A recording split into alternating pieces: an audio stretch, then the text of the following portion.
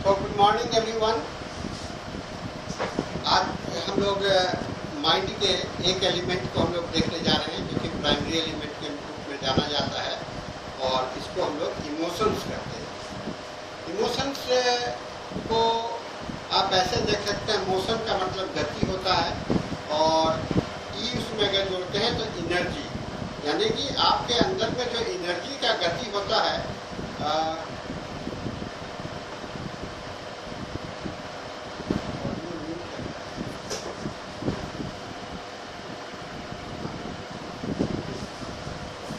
आवाज आ रही है? आवाज आ रही है? ओके, तो आज हम लोग इमोशंस को देखने जा रहे हैं और इमोशंस का अगर आप ऐसे देखें तो यह है हम लोगों का अपने को जो हम अभिव्यक्त करते हैं, किसी भी परिस्थिति में हम अपने को अभिव्यक्त करते हैं परिस्थिति के अनुरूप, उसके अनुकूल होता है। यानी कि हमारा जो अभिव्यक्ति होती है, हमारा जो एक्सप्रेशन होता है वह प्रोपोर्शनल टू द सिचुएशन और हमारे अपने मन के स्थिति के हिसाब से। इसीलिए इसको हम लोग हमारे अंदर के एनर्जी से जुड़ा हुआ जो मोशन होता है, हमारे शरीर के अंदर में जो ऊर्जा है उसके साथ में जो जुड़ा हुआ मोशन होता है, गति होता है, उसको हम लोग इमोशंस कहते हैं। इमोशंस हम लोग का एक भावनात्मक प्रदर्शन है। ये हम लोगों के भावनाओं का प्रदर्शन होता है, जिसके माध्यम से हम दूसरे से कनेक्ट होते हैं या उससे अलग होते हैं। तो लोगों के साथ में कनेक्टिविटी और लोगों के साथ में अलग होने के लिए हम लोगों के बीच में जो एक रिलेशन बनता है, एस्टैब्लिश होता है या टूटता है, उसमें इमोशंस का सबसे बड़ा रोल होता है।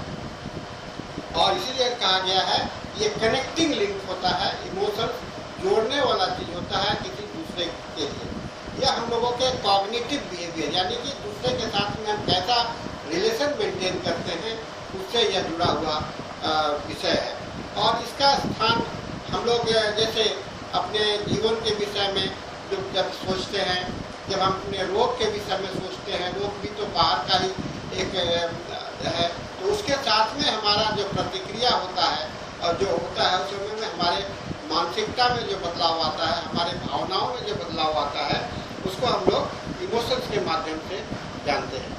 ये इमोशंस जो है तो कई एक तरह का होता है और एक व्यक्ति के अंदर में अलग अलग मोमेंट होते हैं, अलग अलग सिचुएशंस होते हैं और अलग अलग इमोशंस जागृत होते हैं। जैसे आप अगर थके हो तो आप थकावट में आप अपने अंदर में समाहित हो, जब नॉर्मल हो तो बहुत खुश जैसा नजर आते हो, अगर उदास हो तो उस समय में आपकी भावना में अलग होते हैं, जब खुशी होते हैं तो उस समय अलग होता है, सोचते रहते हैं तो हम लोग का भावना अलग होता है, गुस्से में अलग भावना होता है और उदासी में हम लोगों की अलग अलग भावनाएं होती हैं। ये भावना का जो प्रदर्शन है, ये इमोशनल माने मन के अंदर में जो गति होती रहती है, उसे हम लोग इमोशंस कहते हैं। अब यह इमोशंस अगर कहीं पर फिक्स होने लगे तो वो इमोशनल डिजॉर्डर के अंदर में आ जाएगा। अब हम बार बार खाली गुस्से में ही रहें, हर एक परिस्थिति में गुस्से में रहें, हर एक परिस्थिति में डरे हुए रहें, हर एक परिस्थिति में एक ही जैसा रहें, तो यह फिक्सेशन ऑफ इमोशन होता है और हम लोगों के लिए रोग का इसे हम लोग सिम्टम्स के अंदर में ले आते हैं। लेकिन हर एक आदमी हंसता है, रोता है, गाता है, गुस्सा करता है, दया करता है, ये सारी बातें होती हैं अलग अलग परिस्थिति के हिसाब से, क्योंकि परिस्थिति के अनुकूल ही हमें चलना होता है। तो जब हम लोग इमोशंस को देखने का कोशिश करते हैं तो हम यह देखने का कोशिश करते हैं कि उसके इमोशंस में कहाँ पर कितना बदलाव आया है। इमोशंस एक जेनरिक टर्म है जिसमें कि सब्जेक्टिव कॉन्शियस एक्सपीरियंस है, psycho physiological expressions, biological reactions और मेंटल स्टेट्स का साइको फिजियोलॉजिकल एक्सप्रेशंस है, यानी कि शरीर से, मन से और आपके बायोलॉजिकल रिएक्शन से जो आपका मानसिक अवस्था बनता है, उसी के अनुरूप आप रिएक्ट करते हो। वह रिएक्टिविटी जो है सो आपको इमोशंस के रूप में कहलाता है। और इमोशंस के साथ में कुछ बातें जो जुड़ी हुई होती हैं, वह आपका मूड होता है, मूड। दूसरा आपका टेम्परामेंट होता है। तीसरा आपका पर्सनैलिटी होता है। और इन्फ्लुएंस्ड बाय, ये सारे चीज जो है तो हार्मोन से भी रिलेटेड होते हैं, कभी होते हैं। जैसे आप कभी कोई आदमी नशा की स्थिति में होता है, कोई डिप्रेशन की स्थिति में रहता है, तो ये सारे चीज जो हैं जो आपको इमोशंस के बदलाव को लाते हैं। लेकिन मूड बहुत इम्पॉर्टेंट है। अगर हमारा पढ़ने का मूड है, उस समय में अगर कोई डिस्टर्ब करता है तो गुस्सा आना स्वाभाविक है। अगर हम कोई किसी चीज में व्यस्त है, मूड, तो दूसरा चीज है कि टेम्परामेंट। हर एक व्यक्ति का टेम्परामेंट अलग होता है ना। टेम्परामेंट जो है तो इमोशंस का एक रिफ्लेक्शंस के रूप में दिखाई पड़ता है, और वह जो है तो हम लोग का पर्सनैलिटी को विषय में पर्सनैलिटी को बताता है, हम लोगों का व्यक्तित्व बनता है। तो टोटलिटी जब हम लोग बनाते हैं तो टोटलिटी में पर्सनैलिटी देखते हैं, तो पर्सनैलिटी में हम लोग देखते हैं कि उसका इमोशंस कैसा है और उसका टेम्परामेंट कैसा है ना। इमोशंस कैसा है और टेम्परामेंट कैसा है, मूड स्टेबल मूड है या चेंजेबल मूड है, ये सारी चीजों को हम लोगों को रोगी के साथ में माइंड के लिए देखना पड़ेगा। कहते हैं कि इमोशन जो होता है एक ड्राइविंग फोर्स है किसी भी काम को करने के लिए, पॉजिटिवली या नेगेटिवली। अगर आपके अंदर में पॉजिटिव सोच होगा तो पॉजिटिव काम कीजिएगा, नेगेटिव सोच होगा तो नेगेटिव काम करिएगा। इसलिए इमोशन जो है तो हमेशा एक ड्राइविंग फोर्स के रूप में माना गया है। एक इमोशंस को ऐसे डिफाइन किया गया है, इमोशंस एज ए पॉजिटिव और negative experience that is associated with the particular pattern of physiological activity. Particular pattern of the physiological, किसी खास फिजियोलॉजिकल आपके शरीर के हरकत के कारण जो आपके अंदर में एक्सपीरियंस होता है, अनुभव करते हैं, अच्छा या बुरा, पॉजिटिव या नेगेटिव, सकारात्मक या ऋणात्मक, ये जो है उसी को हम लोग इमोशंस कहते हैं। ये इमोशंस का ऐसा डिफाइन किया गया है साइकोलॉजी में। साइकोलॉजी में कहते हैं हम लोगों के मेमोरी के जो है उसके 7 दोष होते हैं, गुण, उसको कहते हैं since, 7 since of the memory. ये 7 सिंस ऑफ द मेमोरी में हमारा मन का जो इमोशंस है वो आता है, यानी कि नेगेटिव इमोशंस, है ना, नेगेटिव इमोशंस। ये बहुत इम्पोर्टेंट होता है हम लोगों के लाइफ के लिए, और किसी भी परिस्थिति का सामना करने के लिए हम कितना सक्षम है, नहीं सक्षम है, या उसमें एडजस्ट हो पा रहे हैं या नहीं हो पा रहे हैं, इस बात को इंडिकेट करता है। तो हम इसको ऐसे एक डायग्रामेटिक प्रेजेंटेशन हम लोग इसको ऐसे देख सकते हैं, जब कि कोई घटना घटती है, यानी कि आप कहीं पर किसी परिस्थिति में आते हो, तो उस समय में आपके अंदर में एक सेंसेशन होता है जो 3 लेवल पर होता है। जैसे आपके अंदर में एक विचार उत्पन्न होता है, इसको स्कीमेटिक मॉडल कहते हैं। उसके बाद में आप उससे जुड़ने का प्रयास करते हो या अलग होने का प्रयास करते हो, उसे हम लोग एसोसिएटिव लेवल कहते हैं। और उसके साथ में जो तालमेल बैठता है उसे हम लोग प्रोपोजिशनल लेवल कहते हैं। तो इवेंट के साथ में आपका जो एनालॉजी बनता है, वह एनालॉजी में स्कीम मॉडल बनता है, एसोसिएटिव मॉडल लेवल बनता है और प्रीपोजिशनल लेवल बनता है। और ये दो स्कीम मॉडल और एसोसिएटिव मॉडल जो है सो इमोशंस के रूप में व्यक्त होता है। तो ये आपका एक्शन, कैसे इमोशंस आपका जनरेट हो रहा है। घटना घटी, घटना के साथ में आपका सेंस और मोड जो है सो उसको रिसीव किया, रिसीव करने के बाद में आप उसके आपके मन में एक विचारधारा उत्पन्न हुआ, आपका एक स्कीम बना, फिर उस स्कीम के मुताबिक आप जुड़े, एसोसिएटिव लेवल पर आए और उसी के अनुरूप आपने कोई कार्य किया। यह कार्य जो करके निकलता है यह आपका इमोशंस है, ये प्रोडक्ट है ना। क्या प्रोडक्ट है? तो जो आपने आपके साथ में घटना घटी, उस घटना को आगे चल करके आपके ऊपर में कैसा आप उसको रिजल्ट में कन्वर्ट हो रहा है, वो आपका इमोशंस के रूप में दिखाई पड़ता है। तो इसको हम कितना देरी में, किसी में बहुत जल्दी गुस्सा आ जाता है, किसी में थोड़ा समय लगता है गुस्सा आने में, कुछ सोचते हैं उसके बाद में गुस्सा आता है, कोई आदमी तुरंत रिएक्ट करते हैं, है ना। तो ये किस पर डिपेंड किया, उसके मूड पर डिपेंड किया, उसके पर्सनैलिटी पर डिपेंड किया, उसके टेम्परामेंट पर डिपेंड किया। अगर वह गुस्सा करने वाला टेम्परामेंट होगा तो तुरंत रिएक्ट करेगा, अगर गुस्सा करने वाला टेम्परामेंट नहीं होगा तो तुरंत रिएक्ट नहीं करेगा। ये चीज को हम लोगों को एनालिसिस करना पड़ता है, विश्लेषण करना पड़ता है इमोशंस के वास्तविक नेचुरल और अननेचुरल स्टेट को जानने के लिए, उसके प्राकृतिक और अप्राकृतिक रूप को जानने के लिए हमें उसका स्टेट एनालिसिस करना हम लोगों के लिए जरूरी है। क्योंकि सिम्टम्स को, मेंटल सिम्टम्स को लोग कहते हैं कि बस बहुत आसान है। नहीं, आसान नहीं भी है और आसान है भी। आसान तब है जब आप थोड़ा सा उसमें सोचेंगे ये ऐसा क्यों है ना, ऐसा क्यों है अगर सोचेंगे तो आपको है। हम लोग रूब्रिक्स निकालने के लिए और रूब्रिक्स के पीछे में काफी खोज करते हैं, पढ़ते हैं और उसका अर्थ जानने का कोशिश करते हैं, लेकिन अर्थ जानना बहुत सफिशिएंट नहीं है। उसका कैसे वह जनरेट किया, है ना, कैसे वह रोगी में जनरेट किया, कैसे उसका रोगी ने लिया और कैसे रोगी ने उसको प्रदर्शित किया, ये जब स्कीम जानिएगा तब जाकर के रूब्रिक्स के वास्तविकता के पास में आप पहुंच पाते हैं। ये हम लोग के लिए एक स्कीम, एक प्लान, एक उसका मोड ऑफ एक्शन ये जानना जरूरी है। माइंड कैसे हम लोगों के दूसरे के साथ में रिलेट होता है। तीसरा है, हर एक इमोशंस के, मनुष्य के इमोशंस के 4 कंपोनेंट होते हैं, 4 कंपोनेंट होते हैं। एक कहते हैं कॉग्निटिव रिएक्शंस, माने कि प्रतिक्रिया, आप उसके साथ में कैसा प्रतिक्रिया कर रहे हैं। दूसरा कहते हैं इफेक्ट, उसका प्रभाव क्या होता है। और तीसरा होता है फिजियोलॉजिकल रिएक्शन, आपके फिजियोलॉजी में क्या रिएक्शंस होता है। और चौथा जो होता है सो आपका बिहेवियरल रिस्पॉन्स, आप उसमें कैसा उस समय में बिहेव करते हो। So cognitive reactions, effect, physiological reactions और बिहेवियरल रिएक्शंस। तो ये जब चारों को आप देखिएगा तो कहेंगे कि ये इमोशंस का पार्ट मत है। तो इमोशनल सिम्टम्स जो है, सो इमोशनल सिम्टम्स को एनालिसिस करने के लिए आपको कॉग्निटिव रिएक्शंस में देखना होगा, उसका इफेक्ट देखना होगा, उसके फिजियोलॉजिकल रिएक्शंस देखना पड़ेगा और उसका बिहेवियरल रिस्पॉन्स देखना पड़ेगा।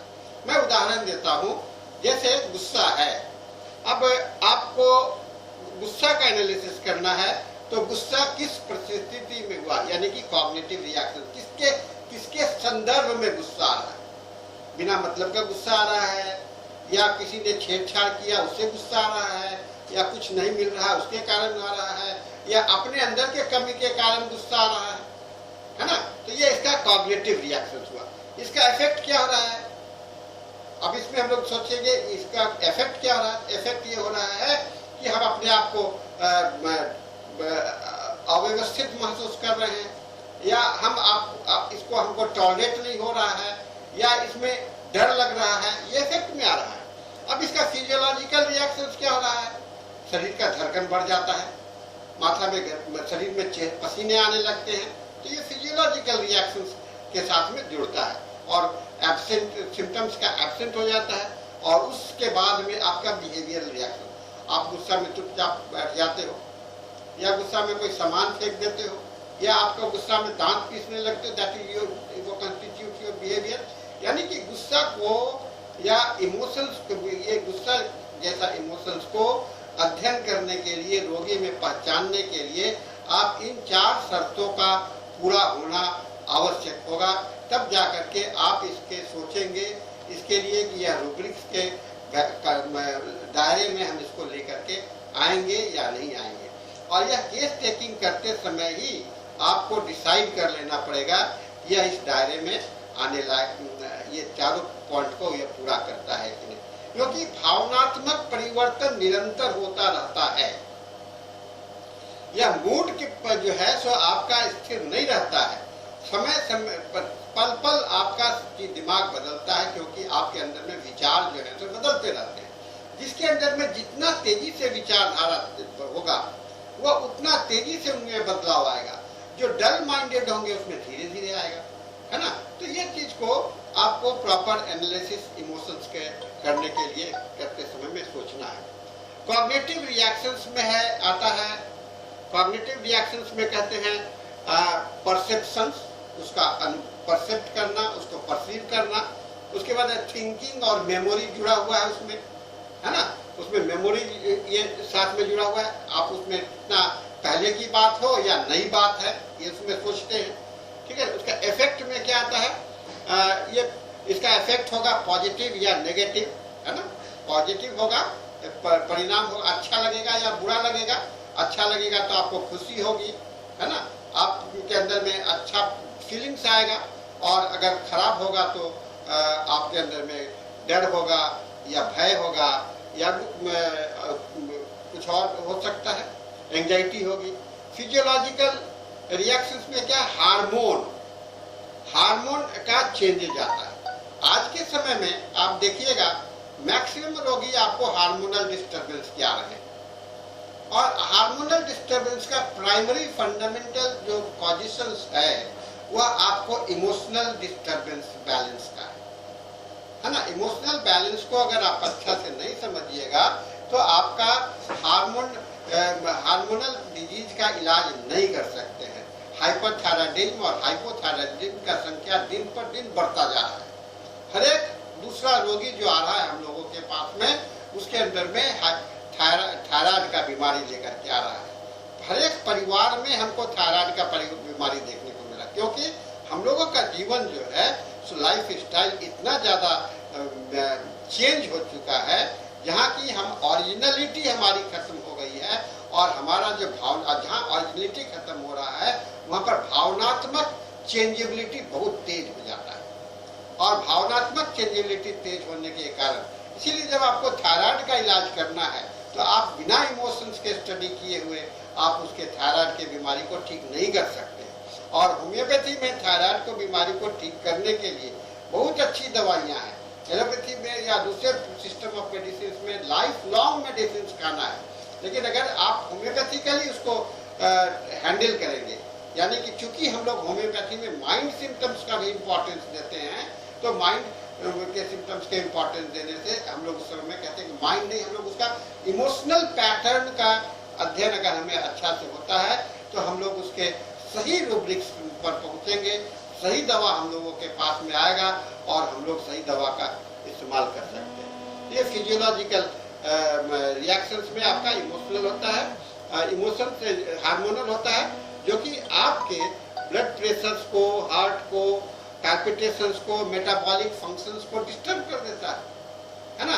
खाना नहीं पचेगा, या काफी भूख लगने लगेगी, तो मेटाबॉलिक यानी कि आपको डायबिटीज का भी कारण बन जाता है और हाइपरटेंशन का भी कारण बन जाता है। इमोशंस कहते हैं कि एक बेसिक रूट है जिसके कारण आपके जो मॉडर्न डिजीज है, नॉन कम्युनिकेबल मॉडर्न डिजीज है, वह पैदा हो रहा है। और ऑटो इम्यून डिजीज को भी बढ़ने का भी मेन कारण आपका इमोशंस है, क्योंकि भीतर में इमोशंस बैठा हुआ है और आपके इम्यूनिटी पर हावी हो जाता है और उस इम्यूनिटी को काम नहीं करने देता है। तो यह जो है सो आपका सेल्फ, इसीलिए कहते हैं कि ऑटो इम्यून डिजॉर्डर्स जो है सो आपका अंदर में जब तक बदलाव नहीं लाएंगे तो ऑटो इम्यून डिजॉर्डर का इलाज नहीं कर सकते। इसलिए लोग कहते हैं कि वहाँ जहाँ इस बात पर जो लोग विश्वास नहीं करते, लाइफ लॉन्ग मेडिसिन की बात करते हैं। लाइफ लॉन्ग मेडिसिन तब होगा जब अपने अंदर की चीज को लोग नहीं समझ पाएंगे या उसको चेंज नहीं कर पाएंगे। तो इमोशंस को चेंज करने के लिए हमें इमोशनल सिमिलरेट मेडिसिन को देने होंगे। वैसे मेडिसिन जो कि इमोशनली सिमिलर है उस चीज को हमें देने होंगे, तो हम लोग जाकर के हम लोग इसमें पहुंच सकते हैं। उसके बाद में जो हम लोगों ने चौथा पॉइंट देखा था, बिहेवियरल रिस्पॉन्स। यह बिहेवियरल रिस्पॉन्स जो है सो हम लोगों के लिए एक वो विजिबल होता है, देख पाते हैं, है ना। ये इसके अंदर में आपको जो बिहेवियर आता है, उसके अंदर में जो उसके व्यवहार में जो परिवर्तन आता है ना, वो आपको समझ में आ जाता है। तो ये 4 पॉइंट को कंसिडर करने के बाद में आप इमोशंस के बेसिक फैक्टर पर आप आ जाते हैं। तो ऐसा सिर्फ बोलने से इमोशंस समझ में नहीं आएगा, लेकिन इमोशंस को समझने के लिए हमें अपने माइंड को सेट करना पड़ेगा ये 4 पॉइंट पर, उसके कॉग्निटिव रिएक्शंस को, उसके इफेक्ट को, फिजियोलॉजिकल को और बिहेवियर को, तब जाकर के आप किसी भी व्यक्ति के इमोशंस को अच्छी तरह से समझ पाइएगा। इमोशंस का काम क्या होता है, इसका फंक्शन क्या है, क्यों हम लोग के पास में इमोशन दिया, भगवान हमको इमोशन देकर के क्यों भेजा? तो इसका 3 बेसिक फंक्शन है, एडेप्टेशन एंड सर्वाइवल। किसी भी जगह पर अपने को ढाल लेना, उसके अनुकूलन करते हैं, ढाल लेना, और सर्वाइवल, और आप कितना वहां पर सर्वाइव करते हैं, ठीक है ना, ढाल लेना और सर्वाइव करना। फिर आप अपने जीवन को रेगुलेट करना, रेगुलेशंस, और तीसरा जो इम्पोर्टेंट है वह कम्युनिकेशन। तो हम लोग को इमोशंस इसलिए दिया गया है कि हम अपने को जीवन में व्यवस्थित कर पाएं, कुछ और सरवाइव करें, हमारा जीवन चलता रहे। दूसरा, हम अपने जीवन को रेगुलरिटी में रखें, यानी कि डिसिप्लिन में रख पाए, और तीसरा, हम लोगों को कम्युनिकेट करने की। अब आपका इमोशनल चेंजेबिलिटी होगी, इमोशनल में परिवर्तन होगा, तो कहीं ना कहीं पर इस तीनों में फंक्शन में गड़बड़ आ जाएगा। आप अडेप्ट नहीं करोगे, वातावरण के हिसाब से अडेप्ट नहीं करोगे, है ना, बार बार झगड़ा होने लगेगा, है ना, या बहुत आप दुश्मनी का हो जाएगा, वातावरण अच्छा लगेगा नहीं, लोग के बीच नहीं रहना चाहोगे, अकेले रहना चाहोगे, है ना। तो ये सब जो है एडेप्टेशन एंड सर्वाइवल बहुत इंपॉर्टेंट है ना। आप कितना अडेप्ट किए परिस्थिति के हिसाब से, कितना उस वातावरण में घुल मिल गए, है ना, यह डिपेंड करता है कि आपका जो इमोशंस कैसा है, ये फंक्शन पर डिपेंड करता है। रेगुलेशन, आप अपने लाइफ को कितना रेगुलर ढंग से मेंटेन कर पा रहे हो, व्यवस्थित है, अव्यवस्थित है। हम लोग के अंदर में बहुत सारे रूब्रिक्स है, फास्टिडियस, है ना, इंडिफरेंसेस, ये सारे रूब्रिक्स कैसे यूज करोगे जब तक कि आप उसके रेगुलेशन फैक्टर को नहीं देख रहे हो। कम्युनिकेशन, वो बातचीत करता है, ये कैसे उसका कम्युनिकेट करता है लोगों के साथ में, कैसे उसका संचार व्यवस्था बैठा रहता है, इस चीज को समझना है। इसलिए मैंने कहा कि इमोशंस के 3 बेसिक फंक्शन है, adaptations and survival, regulations and communications, ठीक है। नेक्स्ट है एडेप्टेशंस एंड सर्वाइवल को हम ऐसे करेंगे, फियर एंड डिस्गस्ट अगर होता है, अगर इससे क्या फायदा है, भयभीत होने से, भयभीत होने का भय का लाभ क्या है? भय का लाभ है कि हम किसी खतरे से बच सकते हैं। अगर भय नहीं हो तो हम खतरे, बच्चे लोग को देखते हैं ना, उसको भय नहीं है, वो आग में हाथ डाल देता है ना, गर्म पानी में हाथ डाल देता है, क्योंकि उसको भय नहीं है।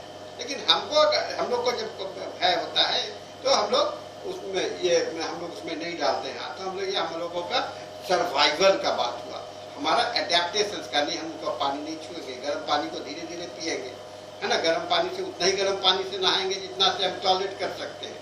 तो ये एडेप्टेशन की बात आती है, ठीक है ना। तो दूसरा आता है रेगुलेशन, आप कैसे उसको उसके साथ में मेंटेन कर रहे हो, इतना पानी पीना है, इतना पानी पीना है, इतना ये करना है, ये रेगुलेशंस की बात आ गई। और उसके बाद में आप लोगों से मांग करते हो गर्म पानी दो, ठंडा पानी दो, ठीक है।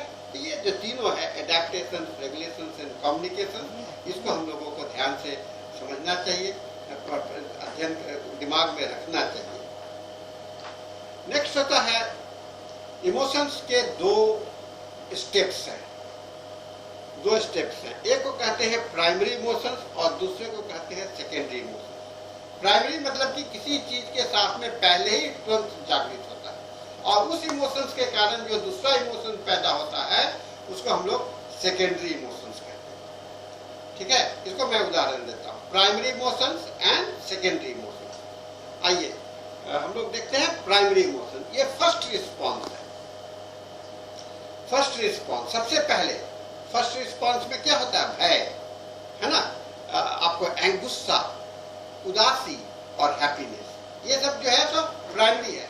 किसी भी चीज को देख करके सबसे पहले आप डर जाते हो, या गुस्से में आ जाते हो, या आप उदास हो जाते हो, या आपको खुशी हो जाती है ना। तो इसको हम लोग प्राइमरी इमोशंस कहते हैं। यहाँ पर जो है जैसे ही किसी चीज के संपर्क में आने से जो पहला भाव उत्पन्न होता है उसको हम लोग प्राइमरी इमोशंस कहते हैं। ठीक है ना, प्राइमरी इमोशंस है first response to the situation. अगर हम बहुत खतरा महसूस करेंगे तो हमको भय होगा। जब हमें डेथ की बात सुनते हैं किसी से तो हम लोग को भी अंदर में एक डेथ की फीलिंग आती है ना, और किसी के मरने का बात सुनते हैं तो हम लोग को उदासी आती है।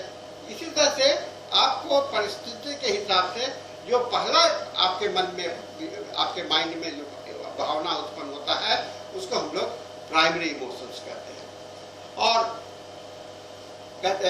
रॉबर्ट प्लूटरिक ने 8 प्राइमरी ह्यूमन इमोशंस को बताया है। ह्यूमन इमोशंस में 8 प्राइमरी है जो कि हमारे एडेप्टिव बिहेवियर से रिलेटेड है। 8 में क्या क्या है? एंगर है, क्रोध, फियर है, सैडनेस उदासी, डिस्गस्ट, सरप्राइज आश्चर्य हो जाना, एंटिसिपेशन, ट्रस्ट विश्वास और जॉय। ये 8 जो हैं सो आपके प्राइमरी इमोशंस माने जाते हैं, यानी कि ये सबसे पहले ये जागृत होते हैं। ठीक है ना, गुस्सा के पहले आपको इमोशंस नहीं, गुस्सा पहले आता है, गुस्सा के बाद में आप उदास होते हो, वो सेकेंडरी होगा। ठीक है, लेकिन भय पहले होगा, उसके बाद में कुछ एक्शन होगा तो उसको हम लोग सेकेंडरी कहेंगे। लेकिन प्राइमरी जो है सो हमारा 8 प्राइमरी इमोशंस है हम लोगों का, ऐसा अनुमान लगाया गया है। मैं नहीं कहता हूं कि 8 ही है, लेकिन एक रॉबर्ट 1980 में रॉबर्ट प्लूटरिक करके साइकोलॉजिस्ट है, उन्होंने कलेक्ट करके बताया कि ये 8 प्राइमरी इमोशंस हुआ करते हैं।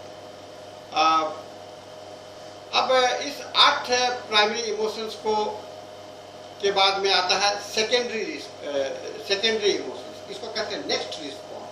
उसके कारण है ना, प्राइमरी इमोशंस के कारण नेक्स्ट जो आता है उसको, और जब नेक्स्ट आता है तब दो इमोशंस का मिक्सचर बनता है, इसको कहते हैं मिक्स्ड रिस्पॉन्स।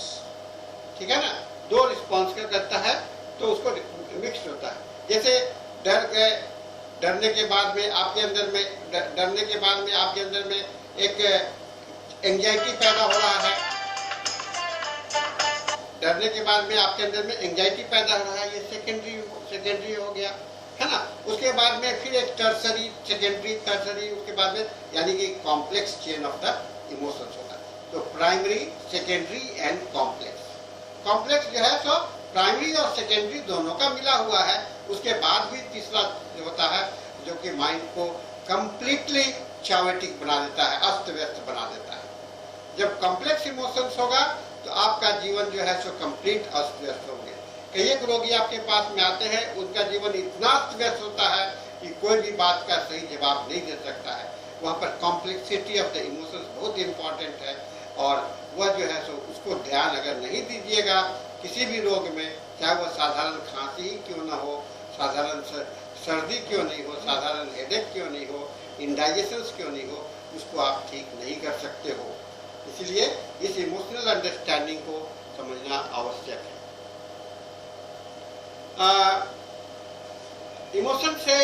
इमोशंस के साथ में हम लोग का चैतन्यता जुड़ा होता है। चैतन्यता मतलब कि हम लोगों के अंदर में अपना फीलिंग की हम कॉन्शियस हैं, है ना, अवेयरनेस, जानकारी हम लोगों का जुड़ा हुआ होता है। इसमें इमोशन स्टेट है, फीलिंग है और लेवल है और कंटेंट है, ये सारी चीज इसके साथ में जुड़े हुए होते हैं। ये हम लोग का एबिलिटी होता है, हम लोगों का थॉट पैटर्न होता है, हम लोगों का कॉन्शियस एक्सपीरियंस होता है, और हम लोगों का इवैल्यूएशंस का तरीका होता है। ये इवैल्यूएशंस का तरीका, ये सारी चीज जो है सो आपके अंदर में कैसा है उस स्थिति को बताता है कि आपका इमोशंस और कॉन्शियसनेस कैसा है। ठीक है ना, ये दोनों मिलकर के माइंड के स्टेट को बनाता है। अब आइए हम लोग इसको देखते हैं, 2 तरह के इमोशंस, एक पॉजिटिव इमोशंस और दूसरे मैंने कहा नेगेटिव इमोशंस। पॉजिटिव इमोशंस को मैंने क्या बताया था, 8 बताया था हमने, है ना। इसके अंदर में आपका ग्रैटिट्यूड एंड फॉरगिवनेस है, आप किसी को क्षमा करते हैं, आप बहुत ये होते हैं, आशा आपके अंदर में जागृत होता है, आप काफ़ी मदद करते हैं, मूड को मैनेज करने के लिए आप में के अंदर में इंटरटेनमेंट का भावना होता है, ह्यूमर का फीलिंग होता है, आप एक्साइटमेंट आता है। और उसके बाद में अच्छा, आप किसी से बात कीजिएगा तो अच्छा ही समाचार। एक व्यक्ति ऐसा मिलेगा आपको, हमेशा अच्छी ही बातें करेगा, कभी भी नेगेटिव या किसी का शिकायत नहीं करेगा। अगर किसी से उसको ये भी है तो वो आपके पास में वो शिकायत में नहीं जाएगा, या आप क्योंकि उसके अंदर में पॉजिटिव इमोशंस का भाव बहुत ज़्यादा है। नेगेटिव इमोशंस वाले क्या करेंगे, वो शिकायत से ही शुरू करेंगे, वो प्रतिक्रियात्मक ही होगी, उस स्थिति से वो खुश नहीं रहते हैं, है ना। तो नेगेटिव इमोशंस में खुशी नहीं होती है, पॉजिटिव इमोशंस में खुशी जुड़ा हुआ होता है। इसको हम लोग को ध्यान में रखना चाहिए, ठीक है। और कहते हैं पॉजिटिव इमोशंस को हम लोग ऐसे कहते हैं, today is better than yesterday, हमेशा पॉजिटिव सोच होता है, today is better than yesterday, और कल क्या होगा, कल भी बहुत अच्छा होगा। तो हमेशा अच्छा सोचते हैं, या ऑप्टिमिस्टिक फीलिंग्स जो आता है, इस ऑप्टिमिस्टिक फीलिंग को हम लोग पॉजिटिव इमोशंस के माध्यम से होते हैं। हम लोग पूछते हैं ना, आप रोगी जो है ऑप्टिमिस्टिक है या पेसिमिस्टिक है। ऑप्टिमिस्टिक पेशेंट हमेशा पॉजिटिव इमोशंस वाले होंगे, पेसिमिस्टिक जो फीलिंग्स वाले पेशेंट होंगे उसके पास में नेगेटिव इमोशंस बहुत ज़्यादा बढ़ा हुआ हो। नेगेटिव इमोशंस को कहा जा सकता है जो कि आपको उदास कर देता है, जिससे कि आप व्यथित हो जाते हैं, जिससे कि आपको अच्छा नहीं लगता है। तो ये सब आपको अपने को भी आप पनिश करते हैं और दूसरे को भी पनिश करते हैं। इसको कहते हैं नेगेटिव इमोशन जो कि होता है, जो कि गुस्सा, जेलसी और आपके अंदर में सैडनेस उत्पन्न कर दे, उसको हम लोग नेगेटिव इमोशंस के माध्यम से देखते हैं। अब इस नेगेटिव इमोशंस को भी हम लोग कई एक भाग में बांट देते हैं।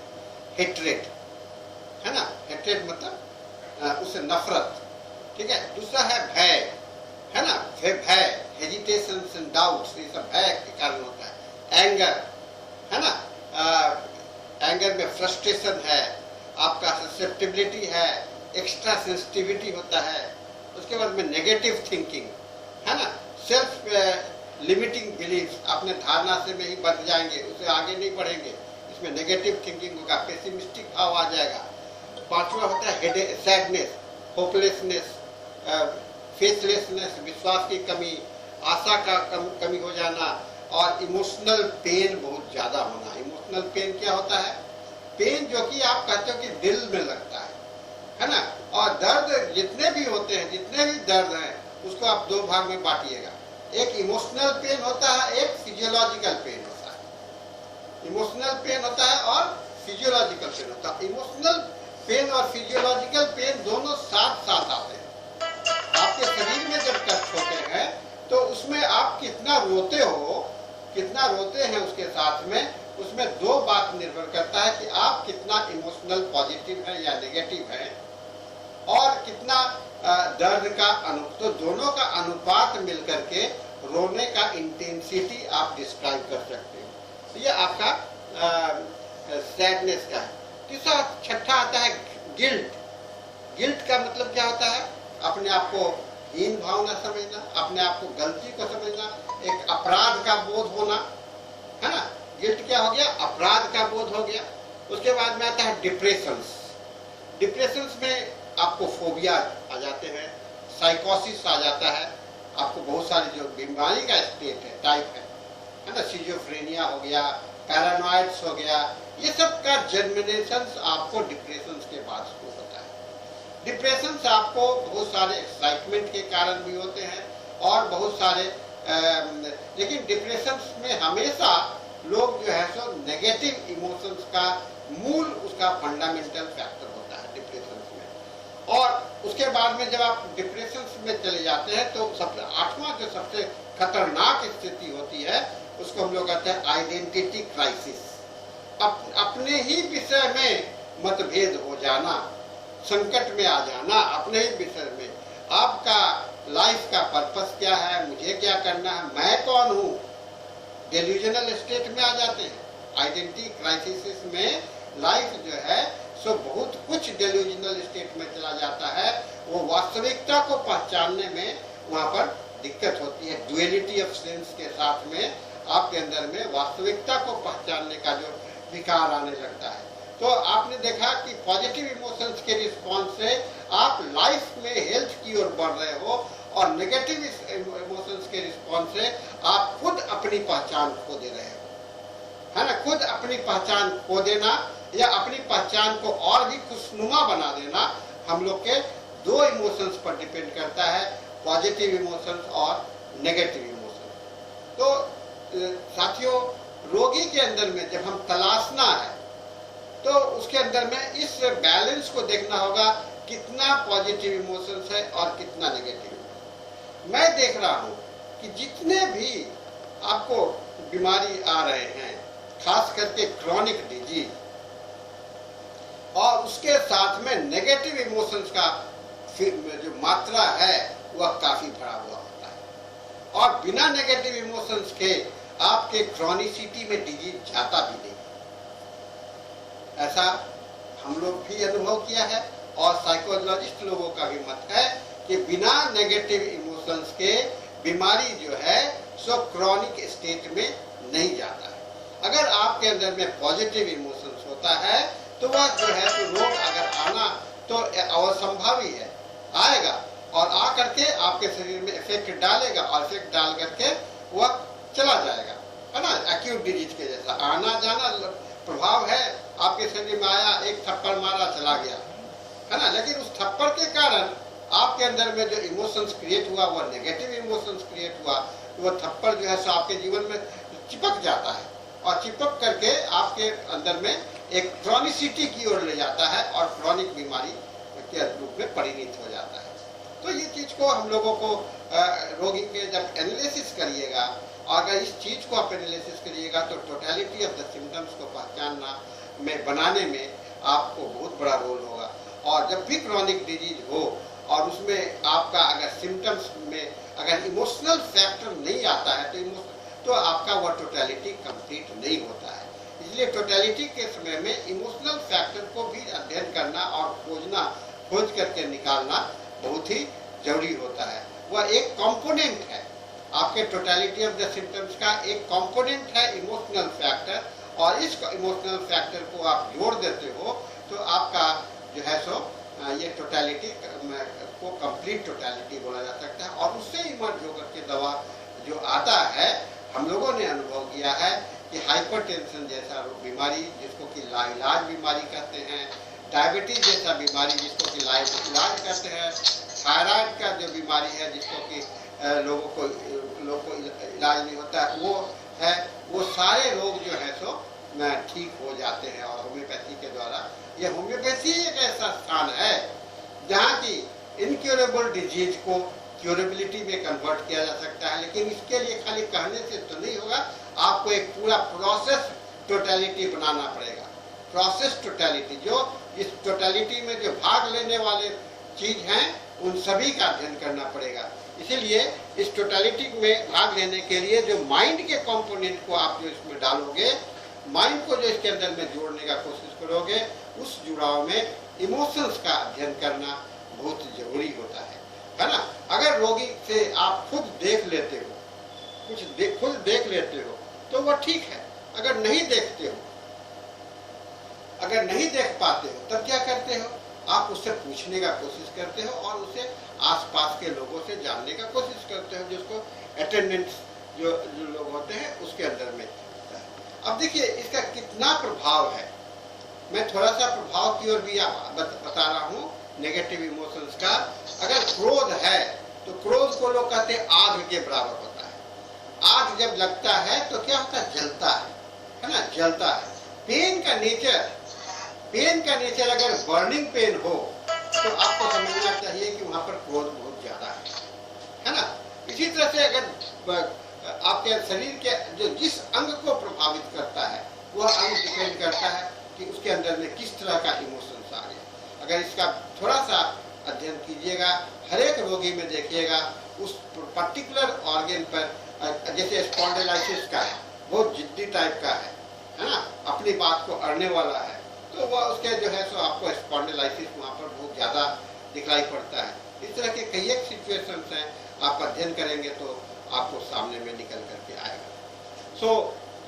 कहते हैं, कहा गया है, नेगेटिव थिंकिंग या negative emotions is the most powerful poison in the world. दुनिया का सबसे खतरनाक जहर के रूप में नेगेटिव इमोशंस होता है। Unrestrained negative thinking will destroy your life. अगर इसे नियमित नहीं किया गया या असंतुलित अवस्था में है नेगेटिव इमोशंस, तो आपके जीवन को बर्बाद कर सकता है ना। जीवन को बर्बाद करने में नेगेटिव इमोशंस का बहुत बड़ा रोल है, और इसीलिए इसका कहा गया है the most powerful poison of the world. इससे खतरनाक पॉइजन और कुछ नहीं। दवा तो पॉइजन देने की जरूरत नहीं है, पॉइजन तो अंदर ही बन गया। ऐसा पॉइजन जो सेल्फ जनरेट हो गया, यह नेगेटिव इमोशंस का प्रभाव होता है। और इस चीज को हम लोगों को रोगी के अंदर में देखिए कितना नेगेटिव इमोशंस है, और नेगेटिव इमोशन को कितना घटा सकते हो तो टॉक्सिसिटी घटेगा बॉडी, है ना। बॉडी में बीमारी के समय में टॉक्सिसिटी बहुत ज्यादा होता है, तो टॉक्सिसिटी घटाने के लिए एक कंपोनेंट आप जितना दवा का देते हो उसके साथ में उसके नेगेटिव इमोशंस को भी घटाने का काम करना पड़ता है। तो दोनों काम आपको करना पड़ेगा। नेगेटिव इमोशंस के कुछ लाभ भी है, कहीं कहीं पर जरूरत भी पड़ता है। कभी कभी हम लोग को उन परिस्थितियों से निकलने के लिए मदद कर सकता है, जो कि हम लोगों के बुद्धि पर डिपेंड करेगा, ठीक है ना। तो कहते हैं कि जीवन में दो बात को ध्यान में रखना है, polarity of the positive emotion and the negative emotion, दोनों में कितना संतुलन है। अगर संतुलन है तो हम लोगों के लिए बहुत ही महत्वपूर्ण बात होगा, हम लोग इसको आसानी से निकल पाएंगे। तो हम लोग आज का ये जो लेक्चर्स है इमोशंस के विषय में, मैंने एक आपको प्रारूप मैंने इमोशंस का दे दिया है। इसका एक प्लान मैंने, ब्रॉड लाइन स्ट्रक्चर्स मैंने दे दिया है, और इसी को दिमाग में रख करके रोगी के इमोशन को तलाशने का कोशिश हम लोगों को करना है। यह हम लोग कर पाते हैं, अच्छा रहेगा। थोड़ा सा इसको अध्ययन करिए, इसको फिर से समझने का कोशिश करिए, और इसको पहचानने का कोशिश कीजिए रोगी के अंदर में ये कैसे ये जनरेट हो रहा है। हर एक चीज में थोड़ा सा चिंतन कीजिएगा, थोड़ा सा सोचिएगा, थोड़ा सा उस पर क्वेश्चनिंग करिएगा, तो यह बात निकल करके आ जाता है। आपका इसमें एक लगाव, इन्वॉल्वमेंट होना जरूरी है। ऐसे ही नहीं निकल करके आता है, उसको आपके लिए प्रयास करना पड़ता है, और रोगी के साथ में बैठ करके बात करेंगे, उसके विषय में, गुस्सा के विषय में, परिवार के विषय में उसमें ये करेंगे, तो उस समय में आपको इमोशंस को पहचान पाएंगे। तो आज माइंड के इस कंपोनेंट के साथ में, इमोशंस के कंपोनेंट के साथ में हम लोग आज का लेक्चर्स को समाप्त करते हैं, और इसके साथ ही हम लोग दूसरे दिन में हम लोग फिर माइंड के दूसरे कंपोनेंट को देखने का कोशिश करेंगे। So thank you everyone today.